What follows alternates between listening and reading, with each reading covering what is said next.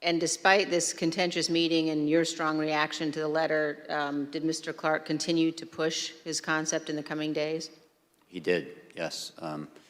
We had subsequent meetings and conversations. The acting AG probably had more contact with him than I did, but between the 28th and the 2nd, when we had another in-person meeting, he clearly continued to move down this path.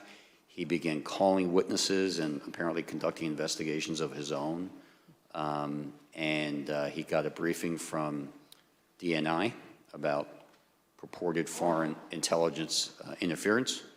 And we thought perhaps once it was explained to him that there was no basis for that part of his concern, that he would retreat. But instead he doubled down and said, well, okay, so there's no foreign interference. I still think there are enough allegations out there that we should go ahead and send this letter, which shocked me even more than the initial one, because you would think after a couple of days of looking at this, he, like we, would have come to the same conclusion that it was completely unfounded.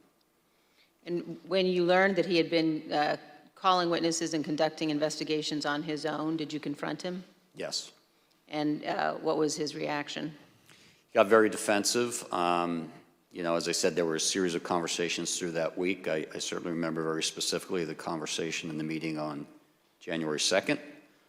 That got even more confrontational, but he was defensive and, you know, similar to his earlier reaction when I said this is nothing less than Justice Department meddling in an election, his reaction was, I think a lot of people have meddled in this election.